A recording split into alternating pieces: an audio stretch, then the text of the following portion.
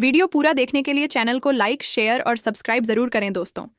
आज का एपिसोड भावनाओं और साजिशों से भरा हुआ था, जहां एक तरफ सूरज और ईशा एक दूसरे का सहारा बनते नजर आए, वहीं दूसरी तरफ दुश्मनों की चाल और गहरी होती चली गई। कहानी की शुरुआत होती है घर में डर और तनाव के माहौल से, जहां दाई कहती हैं कि इस मुसीबत की जड़ को घर से बाहर निकालना होगा और ईशा को कुछ दिनों के लिए उसके मायके भेज देना चाहिए। लेकिन सूरज साफ इनकार कर देता है और कहता है कि एक पति का फर्ज होता है मुसीबत में अपनी पत्नी का साथ देना, ना कि समाज के डर से उसे दूर भेज देना। सूरज का यह फैसला साबित करता है कि वो अब सिर्फ पति नहीं बल्कि ईशा की ढाल बन चुका है। इसके बाद मोहल्ले में हंगामा खड़ा हो जाता है जब अनिल सबके सामने ईशा पर आरोप लगाता है और कहता है कि उसने बार में नाच कर पैसे कमाए हैं और वीडियो तक दिखाने की धमकी देता है। मोहल्ले वाले भी भड़क जाते हैं और परिवार पर उंगली उठाने लगते हैं। तभी सूरज का गुस्सा फूट पड़ता है और वो अनिल से टकरा जाता है और कह देता है कि अगर मेरी पत्नी को बदनाम किया तो मार कर जेल जाने से भी नहीं डरूंगा। यहाँ सूरज की आंखों में सिर्फ गुस्सा नहीं बल्कि अपनी पत्नी की इज्जत बचाने का जुनून दिखता है। इसी बीच ईशा पूरी तरह टूट जाती है। उसे लगता है कि उसकी जिंदगी का सपना और उसका सम्मान दोनों खतरे में हैं।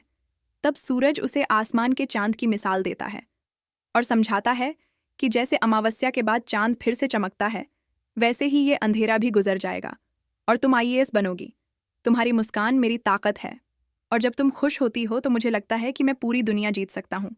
ये सीन बेहद इमोशनल हो जाता है और ईशा पहली बार मुस्कुराने की कोशिश करती है, लेकिन तभी कहानी में सबसे बड़ा ट्विस्ट आता है जब अनिल को पकड़ लिया जाता है और उसका फ़ोन चेक किया जाता है। सबको उम्मीद होती है कि वो किसी बाहरी दुश्मन का मोहरा होगा, लेकिन जो सच सामने आता है वो सबको हिला देता है। अनिल के फ़ोन में बार बार कॉल करने वाला नंबर निकलता है।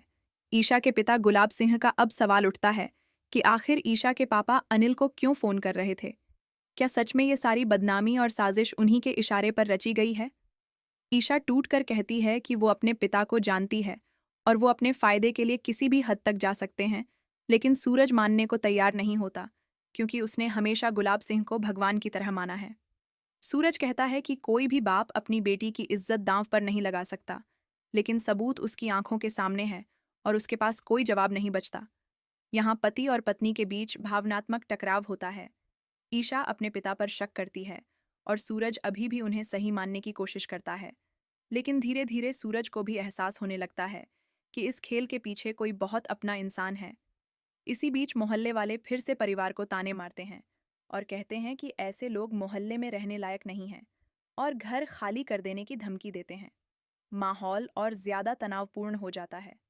ईशा खुद को दोषी मानने लगती है और कहती है कि अगर सूरज समय पर नहीं आता तो वो कभी आईएएस बनने का सपना नहीं देख पाती, क्योंकि उस पर कलंक लग जाता। सूरज उसे भरोसा दिलाता है कि जब तक वो जिंदा है कोई भी उसकी तरफ उंगली नहीं उठा सकता। आखिर में सूरज बड़ा फैसला करता है और कहता है कि अब सीधे गुलाब सिंह से बात करेगा और सच जानकर रहेगा। दूध का दूध और पानी का पानी होगा। यानी अगले एपिसोड में सबसे बड़ा खुलासा होने वाला है कि क्या सच में ईशा के पिता ही इस साजिश के मास्टरमाइंड हैं या फिर कोई और बड़ा खिलाड़ी पर्दे के पीछे से खेल खेल रहा है। क्या ईशा अपने ही पिता के खिलाफ खड़ी हो पाएगी? क्या सूरज अपने भगवान जैसे माने जाने वाले बाऊजी के खिलाफ सच का साथ देगा? और क्या ये सारी साजिश सूरज और ईशा के आईएएस बनने के सपने को तोड़ देगी या फिर यही संघर्ष उन्हें और मजबूत बना देगा? आने वाला एपिसोड पूरी कहानी की दिशा बदलने वाला है, जहां रिश्तों की असली परीक्षा होगी और सच का सामना सबको करना पड़ेगा।